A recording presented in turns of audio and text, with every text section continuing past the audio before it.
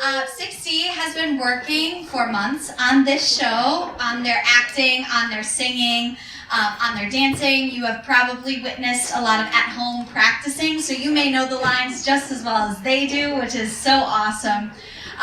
They are going to present today 3 different skits that are based on medieval times, and in the middle of each skit will be a selection of poetry that they wrote, which is a nod to the work that they've been doing in their English classes. So, give them a big round of applause. And here is 16.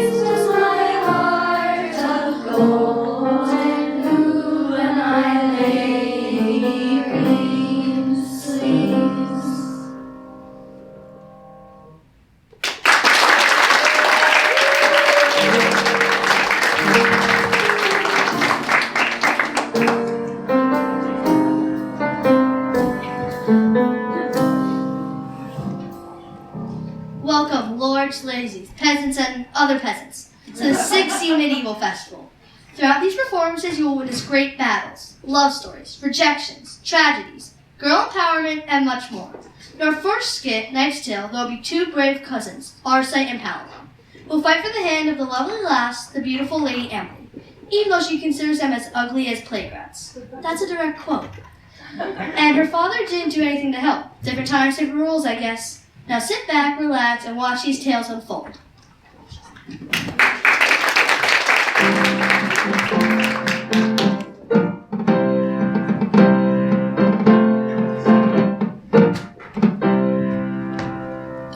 A long time ago, there was a big war against an evil duke named Theseus. There were 2 brave cousins, Arcite and Palamon, who fought alongside one another. Unfortunately, Arcite and Palamon were quickly defeated. Duke Theseus captured them and brought them back to his dungeon, where they shared a tiny cell with one very tiny window.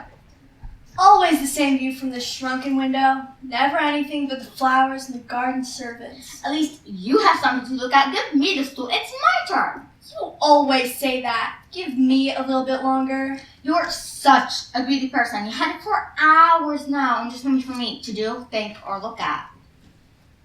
Oh my, I spot a lady. A beautiful lady. I wonder who she is. It was Lady Emily, picking flowers in the palace garden. What a beautiful day. What a beautiful garden. Don't I look beautiful in it? Although Palamon had just seen her, he immediately fell in love with her. Do you believe in love at first sight, cousin? I believed in a lot of things before I was stuck in this horrible tower. Well, you should change your mind now, because I've fallen madly in love with the lady I see before me. She couldn't possibly be real. She must be an angel. Calm down with that. Let me see. How lovely these flowers are. Well, not as beautiful as me, but nice enough. OMG, she's the love of my life. I've never seen a most beautiful lady in all of my travels. She's my love. How dare you make eyes with my true love? No way, I already called dibs. But I love her the most. She's mine to have, not yours. Are you mocking my very existence by claiming my future wife as your own? How dare you! How's this about you and your existence? Their argument became louder and louder until John the jailer couldn't help but check on them. What's with all this yelling? I finally managed to sit down to watch the latest episode of The Voice, Medieval Edition, and I couldn't hear the contestant finish green sleeves. Honestly, whenever I get families in the same cells, it's always a problem. What's this quarrel of yours about anyways? Her! Too bad for you, she's the daughter of Duke Theseus, the lovely Lady Emily. Like either of you could ever have a chance with her. Well, that's kind of rude. Just being honest. Well, I'm so never speaking to you again. Sheep horns. Good, I never want to speak to you again either. I wish you went away and never came back. Well then, your wish is my command, Palamon, sir. Our site, you are free. Someone in Athens has won your freedom. Yes! Wait, no! Ha! She'll be mine after all. Our site, you must leave by sunset. You are forbidden to come back to this castle. So Arcite left the castle, but not for long. He devised a plan to get close to Lady Emily again. He came back in disguise and became Lady Emily's servant. He could take orders from her lips, touch what she touched, and sat where she sat. Creepy. Have I been so lucky to breathe the same air as the lovely Lady Emily? If only Palamon was here and he could see how close I am to getting her, he'd be so jealous. Arcite! She calls my name so sweetly. Arcite! I told you to clean up my workshop, restore my crossbow, and stop commenting on how I look, but you haven't done a single thing I've asked. Worst servant ever! I can make it up to you, my beauteous little bird. Stop calling me that! Meanwhile, Palamon sat in his jail cell, longing to get out and be with Emily. I have to escape. But how? Okay, Palamon, it's time for me to call it a night. Let's check my to-do list. Clean the prisoner's cell, check. Serve the prisoners food, check. That should be all. Good night. Good night. Oh wait, I almost forgot one thing. Would you like me to sing you a lullaby? It's a tradition with all of my prisoners. I'm good, thanks. Probably better. I'm recovering from smallpox.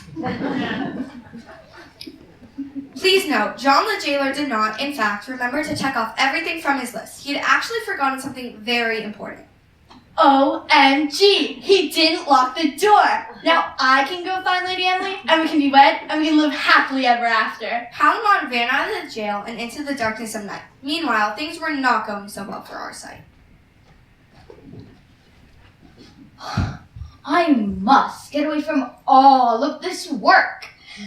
Even though Lady Emily's beautiful face moderates me, I don't like being bossed around, and she's kind of intense. Well, maybe if you actually did what I asked you instead of writing me love notes all day, then maybe you wouldn't be so miserable. Ever think about that? Astute, my beauteous little bird. I'm done. Don't follow me. Once Emily was asleep, a dejected Arcite snuck away to lift his spirits and come up with a new tactic to woo Emily. He headed deep into the forest, away from the castle. As he ran through the darkness, he suddenly heard a rustle in the bushes. Guess who? Arcite? What are you doing here? What do you You're supposed to mean? be in jail. What do you mean? What are you doing here? Are you sneaking in the woods to steal my Emily? Why would I need to steal Emily? She's mine already. You flopdoodle! You Quizby! They were so distracted by fighting that they didn't notice Duke Theseus and Lady Emily coming toward the clearing on their nightly quail hunt. Well. What have we here? Seems like Emily's servant and the escaped prisoner? Busted again. But before I throw you back in jail, what exactly is this scroll about? Emily is mine. You're delusional. See, she doesn't like you. Emily's mine. I don't belong to either of you. You two are fighting like little boys. You want to solve this problem? Fight like men at my jousting tournament tomorrow. Whoever wins gets Emily. The only condition is that the other must die. Emily, if you marry him, you will suffer for eternity. Well, if you marry me, you will live in paradise. Aren't you my servant? If you marry him, you will suffer. Believe me, I've lived with him all the days of my life, and he's almost as bad as the devil. Who even are you? Enough. Tomorrow, my jousting tournament. The penalty of your absence is death. The next day, the jousting venue was full of townsfolk waiting to see the great battle over the lovely Lady Emily. Welcome, lords, ladies, peasants, and other peasants to a jousting match. Today, our competitors will fight for Lady Emily's hand in marriage. I didn't agree to this. Let the games begin. The knights mount their horses and they're off. Our side has gotten off to a fast start with lots of power, but Palamon seems to be going very fast too. Ooh, they missed. I should have just made them play rock, paper, scissors. Let's try that again. They're charging at each other. Ooh, our side's lance drops to the ground. Looks like he's going to use his mace. There's some action. You're a goner, you pig! Oh yeah, I thought you were the pig. And now they're galloping towards each other. Ooh, our side rode straight into it. Palamon wins. Finally, a decently good stab. Cousin Emily. My friend, what have we done? I didn't mean to. I was wrapped up in my love for Emily. Good job, Arcite. It's Palamon. Yes, well, you have fought bravely. Come now, Arcite, take Emily's hand and you two shall be married on the morrow. It's still Palamon. Do I have to? His hair is thin and his mouth looks odd. Emily, dear, you should be honored. Honored? I think you mean terrified. Dad, don't make me do this. Come, Arcite, you will live the man with me in a noble family and we will be the best family ever. It's still Palamon. So Palamon took Emily's hand, Ew, you smell like rotten eggs. and they lived miserably ever after. Hooray!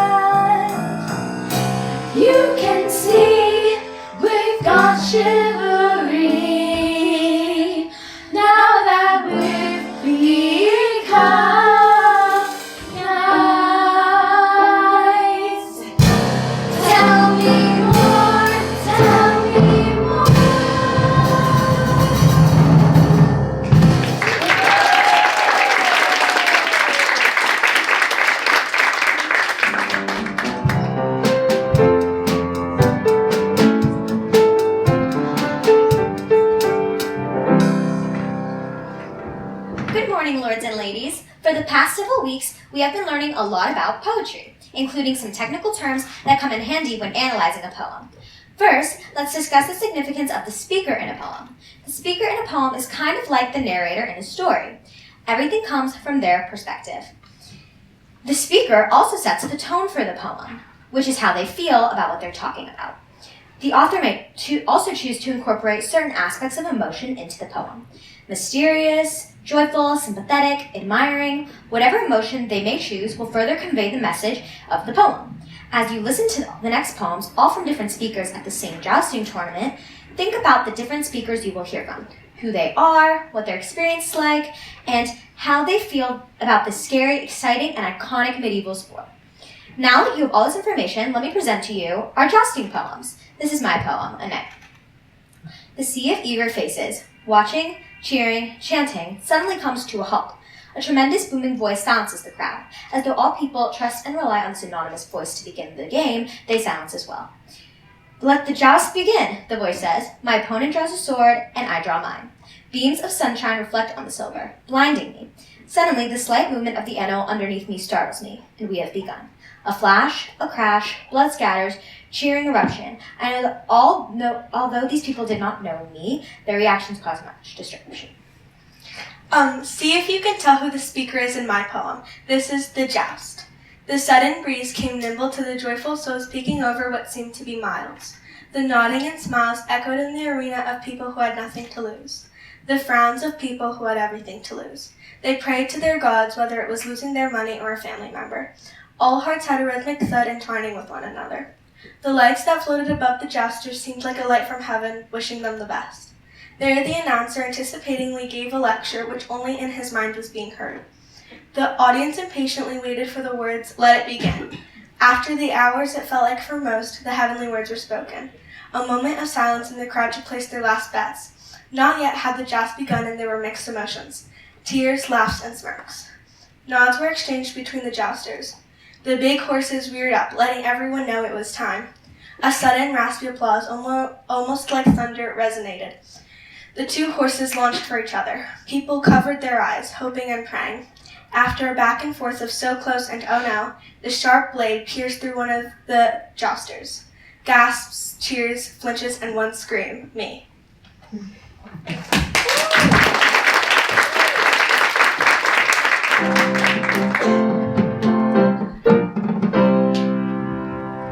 Everyone here knows about the tale of Robin Hood, the gallant, noble thief who robbed from the rich to give to the poor. But what I ask you, do you know about Maid Marian? Maid Marian, the girl whose arrows shot as true as a bolt of freedom, blazing through the hearts of all, whose bolt pierced the heart of this beloved young hero. Maid Marian, the girl whose spirit shone brightly through the shadows of evil, fought to put it out. Maid Marian, the girl whose voice rang. Wait a minute, do you want me to be quiet right now? A girl? Because this skit is about to begin? You know what? Okay, but only because Maid Marian knows how to speak for herself. Ladies and gentlemen, the one and only Queen of Sherwood Forest, Maid Marian.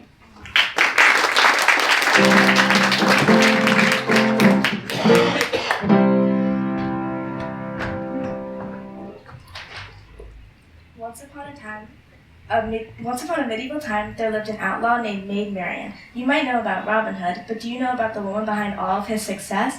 Maid Marian was no ordinary outlaw. She stole from the rich, which in this case was also the powerful Sheriff of Nottingham and the corrupt Prince John, and others like Sir Guy. Oh look, there she is now, at the annual Gamewell Festival, and Robin Hood has joined her. The plot thickens. We leave you to watch this story unfold. 'Tis a fine day to join in song and dance in the forest. Indeed, I love a merry festival. Look at all these crowds. I'd say this is the best festival we've ever had.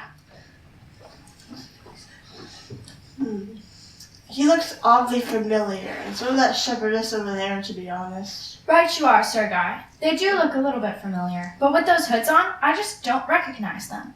Ready, aim, fire. Bullseye, bow down, bow down. Wow, who is that young woman and how she's so good at archery? I've heard that her name is Clorinda. She's just a lowly shepherdess who often attends these feasts. I don't know much about her. Very impressive, my lady. Let's see if you're a match for me. Bullseye again. Oh yeah. Seems like a tie. It does seem that way, and as a reward for your skills, I claim your hand. My prize is having you claim my hand. I hear that you are Robin Hood of the Sherwood Forest. Well, I am Maid Marian, and we must run for it. Marian, how lovely you Robin are! Hood and Maid Marian, quickly! I told you it was Maid Marian. After that.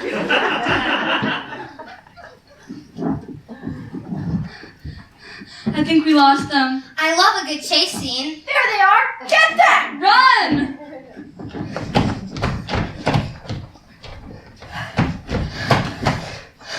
Man, I really gotta work my cardio. Me too. I think I tore a hamstring. You must join my class. Prince John's Chase and Shape. Coined the title myself. And then maybe we'd actually have a chance at catching these guys. I'm busy. Me too. I never told you what it was. Unable to catch our heroes, Sir Guy Gisborne, Sheriff of Nottingham, and the terrible Prince Excuse me? Prince John, fitness entrepreneur. Thank you. Continue. Unable to catch our heroes, Sir Guy Gisborne, Sheriff of Nottingham, and the fitness entrepreneur, Prince John, go to interrogate Lord Fitzwalter, Marian's father. Lord Fitzwalter, come out immediately. What is all this racket? Who are you all? Who am I? Who am I? How dare you? Oh, right. You complete fool. This is Prince John of Rules King Richard's and I, the Sheriff of Nottingham's loyal servant. Don't you mean Rottingham? No, because instead of Nottingham, I changed it to... What? I don't get it. Whatever, Prince John. Isn't Richard our king? Silence. Since my brother is away, I get to run things my way. We're out here looking for the putrid outlaw Robin Hood. Last we saw him, he was with your daughter. My daughter? What, Marian? Nay, sit. She has been upstairs weaving tapestries with her lady-in-waiting, and now she is asleep. So please do not disturb her. Your Excellency, perhaps we should spend this time looking for Robin Hood instead of waking silly maidens. Very well. All right, gents, let's ride. Honestly, that daughter of mine. Marian, if I find out you snuck out again, you'll be grounded for life. As Prince John, the sheriff, and Sir Guy take off into Sherwood Forest, they come across Robin Hood and Maid Marian in disguise. Sir Guy, the sheriff, and Prince John are not very observant, not recognizing the famous merrymakers simply because they're wearing hoods that only slightly cover their faces. As the white peasants, we are looking for Robin Hood. Excuse me, you forgot to announce my presence. Oh, right, sorry. Introducing Prince John. You mean his most honorable tyrant, the petulant Prince John? Now you shut your mouth when you're speaking to me. That doesn't make any sense. Maid Marian, you're in traitor's company. Come with us. No. Get behind me, Marian. I will protect you. I can protect myself. Thank you very much. As the white peasants, we are not leaving without Robin Hood in our possession. Step any farther and I will shoot you. Well, that is rich. Do you think I'm scared of the little girl? Ow! Why, you little? Treachery! Charge! And then a battle of great proportions broke out, sending swords into the air and blood on the ground. Come on, guys, let's run for it. Retreat! When Marian returned home that evening, she found her father standing by the door waiting for her. Marian, what are you doing here? I thought you were upstairs. Where have you been? Oops. I'm not sure how to tell you this. At that moment, there was a furious knock at their door. Let me in. It's the Sheriff of Nottingham here with the King's men. Maid Marian, come out. I'll explain everything if you send them away. Lord Fitzwalter, we'd like a word with you. Where's your fearless leader? None of your beeswax. The real question is, where's your daughter? Sir Guy's gravely injured after she shot him with her arrow. No, my daughter would never do such thing. Really? Well, perhaps we should take you to the King's men and you'll need to deal with him yourself.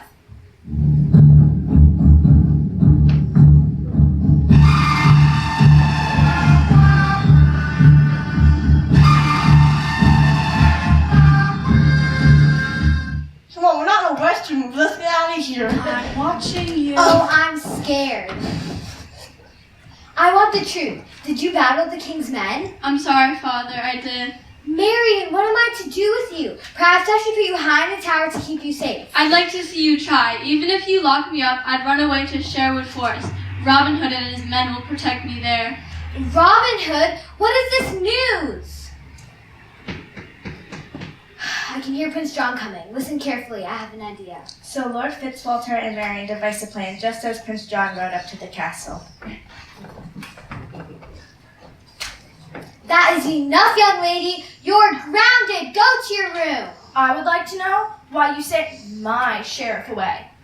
Please pardon me, Prince John. I had mistaken your men as people working for the evil Robin Hood, trying to gain entry into my castle. Where is your daughter? She should be hanged after what she has done.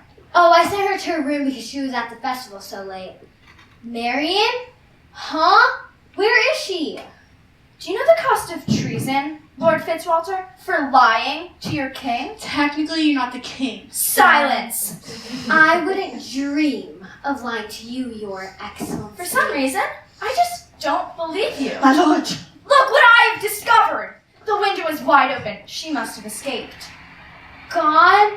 My poor little girl. How could she betray me like this? Have no fear. Robin Hood won't win this time. Let's ride! Lord Fitzwalter had stalled the king's men long enough that Maid Marian made it back to Sherwood Forest in her disguise.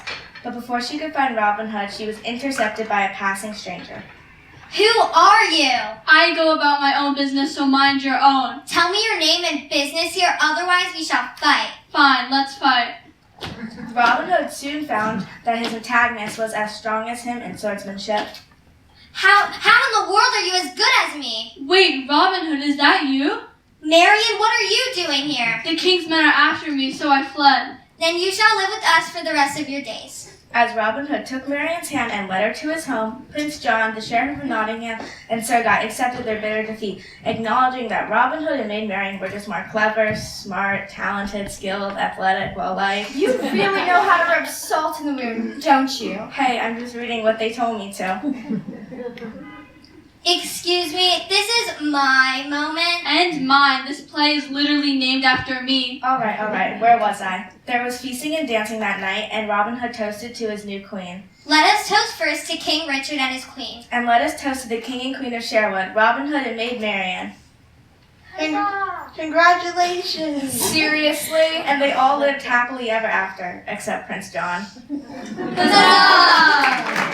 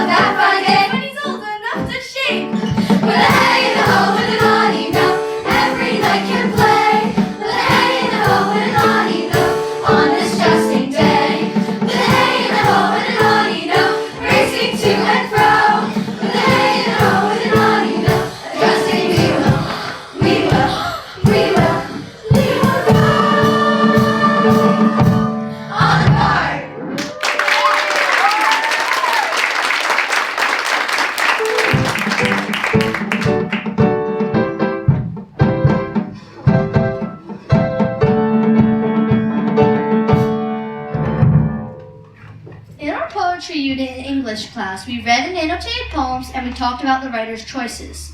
One tool a poet uses when writing is figure of language, which is when they create sentences that are not literally true, but still have meaning and feeling. Figure of language is often used to pass on a deeper meaning and to make things a little more interesting and mysterious for the reader. After all, if an author wants to give more straightforward information, they could always use literal language. Instead, the poet will often choose figure of language because a lot of things in life are not so straightforward. Similes are an example of figure of language that compares two different things by using as or like. For example, the clouds roam the sky like sheep on a soft spring field. Metaphors are a lot like similes, but they do not use like or as, so you might say he was a ferocious bear of a man. Olivia and I are excited to share our poems with you about some characters from the Maid Marian skit you just watched. In these poems, you will hear figure of language, metaphors, similes, so keep your ears open and enjoy. This is Finding Her Place, written by me, Piper. She climbs down the stairs quietly, as smoothly and soundly as night comes. Armed with the weapons of a man, she slips out the door and into the forest. The shadows cling to her cloak as she ventures into the trees and stops. The forest is silent, and an arrow comes flying at her. She reacts quickly, slicing it out of the air with a knife. The prince's men have come to challenge her. She requires no help and steps in to fight the people whom she has defied. It is over fast. Outnumbered 30-1, male and female. The males never stood a chance. She continues her journey onward into the forest, and a new challenger approaches, also equipped with a cloak and sword. She suspects this is another soldier, but when he lifts his hood, she sees this is an ally. Robin Hood has come to her aid. Together they walk into the forest, and a cheer shatters the canopy when they reach a clearing. The men of Sherwood Forest, followers of Robin Hood, cheer for the maiden who has defied the prince, fought as men, and joined their cause against the evil one who calls himself a ruler. All this accomplished by a woman.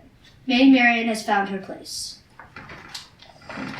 See if you can find the similes and metaphors in my poem too. This is the Ode to Maid Marian. In Sherwood's shade where secrets breathe, Maid Marian danced, a blossom beneath. Her tale unfolds, like pages of a rind, a forest, lost in time. She bloomed like a spring in a wooded glade, her eyes deep pools where moonlight waves. Reflections of secrets the forest conceives. Maid Marian, a lark in the sunlight sky, her laughter a melody dared to fly. Hair, a cascade of silk as dark as night, a showery contrast of moonlight delight. Her heart, a compass in the forest maze, guided by love through the thicket haze.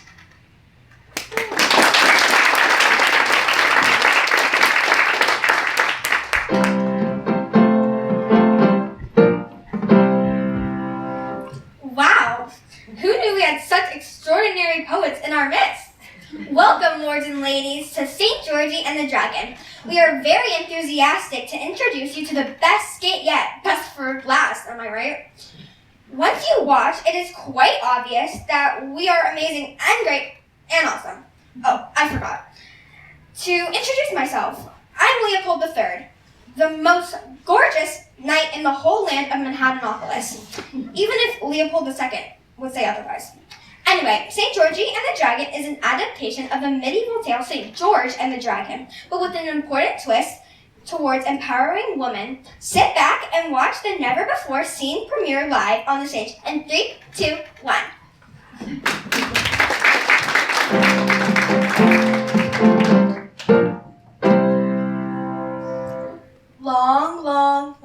Long ago, before New York City was crowded with skyscrapers, a fierce dragon ruled in the sky over the ancient village known as Manhattanopolis. The dragon lived in a nearby cave, preying on maidens and bachelors alike for a sweet midnight snack. But the dragon had her eye on the princess, the sweetest snack of all. Ha! Ha! Ha! Not quite what you were expecting, right? This princess was no damsel in distress, but she was actually quite the swordsman. Quite the plot twist for a medieval play. I know, but I'd like to remind you that this is a miracle play. Anything can happen. Let's get back to the story. Celine, you ran off without your cloak. Thanks, Mom. You could catch the death of winter in this weather, and we can't have that because I need a strong woman to run the kingdom when I am gone. Oh, Mother, don't talk like that. We have many more years together. God willing. Be home by sundown. We're having veal for dinner. The The princess and the queen went their separate ways. Later that night, as Celine headed home, she heard a dreadful scream that echoed throughout the village. There had been a snatching. No, Mother! The fiery dragon had snatched the queen in her giant claws. I'm gonna find you and bring you home if it's the last thing I do. The princess called upon two of the most famous knights in the kingdom, Leopold III and Leopold II, right hands of the late king, who were determined to be the heroes of the village. The only problem is they were not too bright or clever, and they didn't know how to work together. So, I think our best plan of action is... Whoa. Well, okay. This is not a job for a princess. You have tapestry weaving to do. Excuse me? I, Leopold III, on honor of my father Leopold and my grandfather Leopold that came before him, I will rescue your mother, and as my reward, join your hand in marriage. That is not what we're going to do. The princess is right. Finally, someone with a brain. I, Leopold II, am going to kill the dragon, and I will go down in history as the hero of our village, Manhattanopolis. And I will take your hand in marriage. Oh boy. Now if I get to the dragon first, you won't! I challenge you to a duel. I accept the challenge. We will fight to the death. Oh, well, man, don't you think that's a little bit extreme? Well, what do you suggest then? How are we going to know who's the better knight without fighting to the death? It's a really good point. Knight. While they ponder on that, I'm going to keep our story moving. There was another soldier that in the town of Manhattanopolis was only known by legend. Her name was St. Georgina. Georgie for short. Okay, yes, I know what you're thinking. Wasn't it St. George who was the famous Christian soldier in the Roman army who was the patron saint of knights, soldiers, fencers, and archers who pledged to save the maiden captured by the dragon only if the whole town agreed to be baptized, not St. Georgie? Well, who knew we had so many experts in medieval theological studies in this room? I'm taking some liberties, but I'm the narrator, and that comes with a job title. For this play, it's Georgie, not George. Stay with me, folks. Ooh, there she is now, the saint and legend herself. I heard Princess Celine requested my services. Hello, I'm talking to you. Me? You can see me? Of course I can see you. But I'm the narrator. The characters in a play can't see the narrator. It's part of the rules. Well, I'm a saint, which means I have a very close relationship with God. And with God, all things are possible. Touché. And so, the princess greeted St. Georgie at the farthest gates of town, as not to stir up too much emotion within the townsfolk. Let me put this in different terms to connect with our modern-day plebeians. St. Georgie is your Taylor Swift. Imagine if Taylor Swift walked through those doors right now. You understand now. Let's continue. I can't believe you actually came. You don't have to bow to me. You're not who I was expecting. I get that all the time. It's Georgie, not George. That's what you get when women aren't taught to read and write. Most medieval protagonists end up being lords and bachelors. My mother taught me how to read and write, actually. Good on her. So, this is Manhattanopolis, huh? I only read about this place in manuscripts. Is it true that you used to sacrifice your own villagers in exchange for keeping the town safe? My father was intense. Yikes. So, I've got a plan. You see that mountaintop way up in the distance? Mm-hmm. I think our best plan of action is... Whoa! You there! Who goes there? Seriously? Leopold III? What are you doing here? And why are you injured? Well, I have come to save the queen from the evil clutches of the dragon, the very symbol of the devil himself. Leopold III? Where is Leopold II? Oh, wait. You. You didn't. They fought to the death, didn't they? Nice. I'll deal with you later, Leopold. For now, we need to work on rescuing my mom. Here's the plan. Once we hike up the side of the mountain... Whoa! Not we. This is a job for a strong, brave, and daring knight. Only one that can win your hand in marriage. Leopold, no one is fighting for my hand in marriage or winning anything. I'm not an object. I'm a princess. Preach. But I proved. I was the better knight. I fought to the death. No one asked you to do that. It was completely unnecessary. If you want to help us save the queen, that's your choice. But if you want to take all the glory for yourself, you're going to have to look elsewhere. This isn't a competition. You're either working with us as a team or you're out. Choice is yours. Fine, but I get to carry the flag. Works for me. So, Princess Celine, St. Georgie, and Leopold III began their ascent up the treacherous mountainside and across the snarling river. So, little disclaimer. I didn't mention this before, but in order for me to save your mom, you're gonna have to promise to be baptized as Christians and stop living as pagans. Deal. Okay, what sort of commitment are we getting into here? I hear there are a lot of obligations, and I'm a pretty busy guy, you know, rescuing maidens, fighting to the death. That sounds awesome. We have to make sure we're a united front. I heard the dragon's blades are so hard that they can shatter spears. I heard that too. And that the fire the dragon breathes is so hot it can turn the largest elephant into ashes instantaneously. And that the dragon eats over 10,000 pounds of meat to survive every day, and that it drinks the blood of its enemies like it's water. We're definitely gonna need God on our side for this one. 3 hours later, they had made it to the top. Yes, I know they just walked in a big circle, but suspension of disbelief. People, this is theater. Oh my god, my hip hurts! I'm sorry, I know, he's a new Christian. Leopold, watch your language. Sorry, not to me. Sorry. Shh, almost there. Wait, I heard something.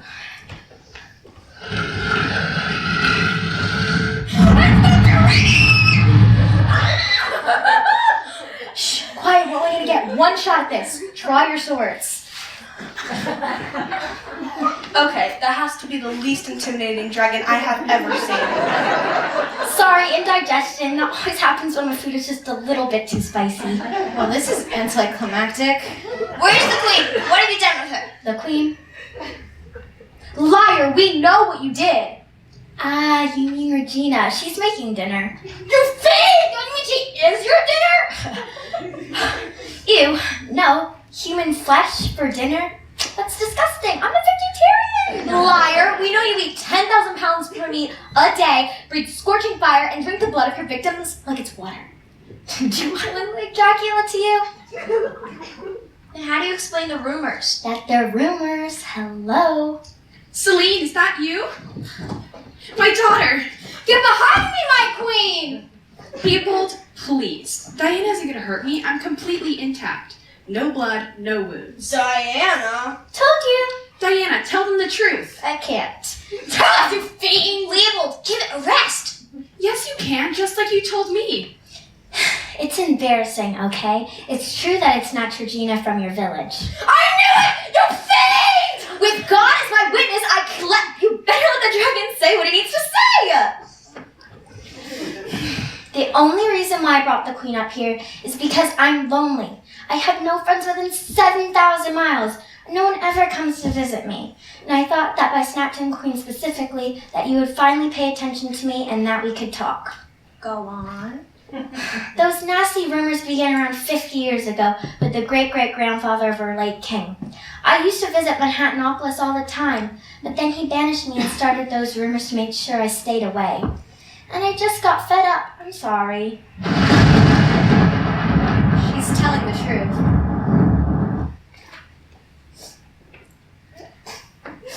I know what it's like to feel like you're not good enough and always have to prove it to someone else.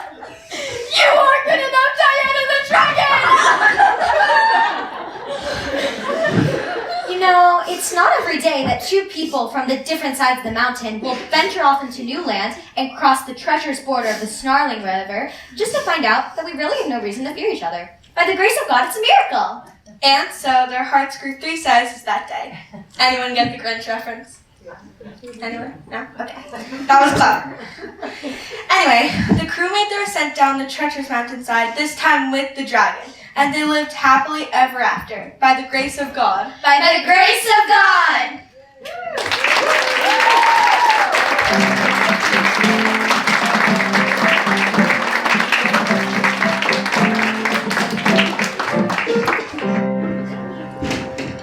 Have you ever wished you could see a dragon? In these poems, we will travel through the features of a dragon using alliteration and rhyme.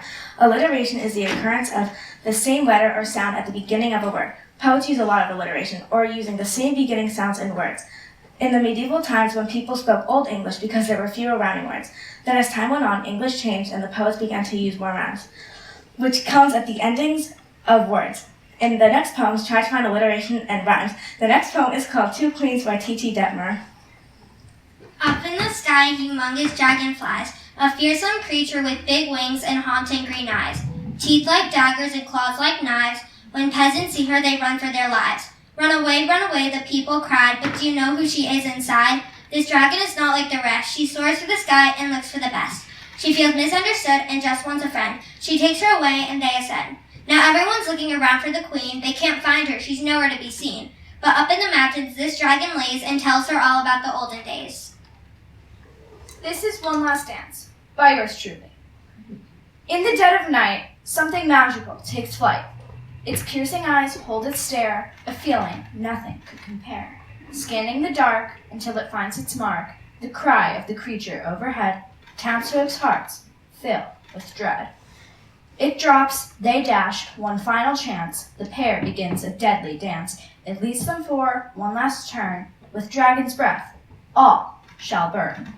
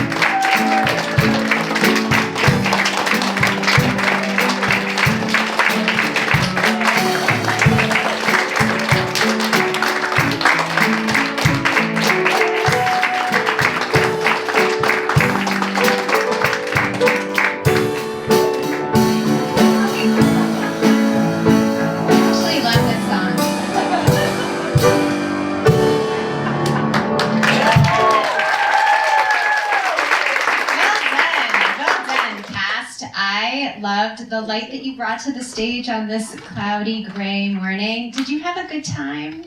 Yeah. You seem like you had a great time. It's really a lot for kids this age to come with such confidence and joy, sort of leave it all out on the stage. It really is a special thing that you just did here.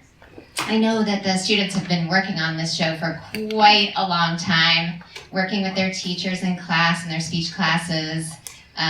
The costumes and the light and the sound add such a level of polish to all of this, but it truly is the students taking some very old stories and one very new story, thanks to the writing of Miss Joyce, who wrote the script, actually, for this class. And this is the first time we've debuted her special work, so we want to make sure we thank her for that. A lot of fun. It is really their first foray into kind of the medieval literature and the medieval times. They'll visit that again when they're in the high school and doing some of their global history work.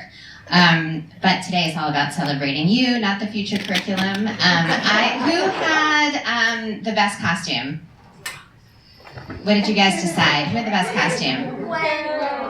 Gwen, you like Gwen's? Caroline, okay, the nights were fun. I mean, all of it is pretty fun to wear. It sort of makes me sad that after this they have to change back into their uniforms and, go back into the regular school mode. But before we do that, let us thank your very special teachers. I would like to start with Miss Gleason, who did the choreography. She used every inch of this stage and did such a beautiful job. Miss Nozick, who trained the students in the music.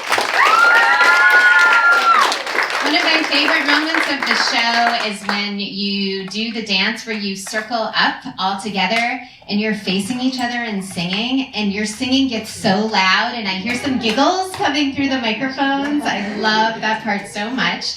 That was a lot of fun. I also want to thank Miss Hamilton, who is at a conference today, but helped the students get ready. And where's Miss Joyce? Miss Joyce, where are you? Are you in the back, Miss Joyce? Miss Joyce, of course, our speech teacher, also teaches some English classes, but she is truly the mastermind behind this whole production. It's really her baby, and she does it so well, so we just want to make sure we honor you in this moment. This is the last of 3 shows, which is very sad for us, yeah. We also have incredible musicians who join us for this moment. They add so much to the production. I also want to thank our lighting and sound people in the back. These professional microphones, I know the kids do complain that the tape feels a little itchy on their faces, but it adds so much to make this a professional production. We also have Miss Pietro Pinto Kit in the back here, who is our director of our entire performing arts program. There's a lot going on these days at Marymount. I hope that you will consider actually going to see our upper school cast, Marymount players, to see Beauty and the Beast next week. Yes, Beauty and the Beast. It's going to be an incredible production. Some of these kids are in Uptown Broadway. We're doing Little Mermaid. And also, I was asked to remind you that next Friday morning, not performing arts related, but arts related, there's an interactive art showcase for our 6th graders and their parents to come and join. You can read more about that in the weekly message. It is very busy at this time of year. I have said all of my thank yous. I hope you feel as joyful as I do right now in this moment.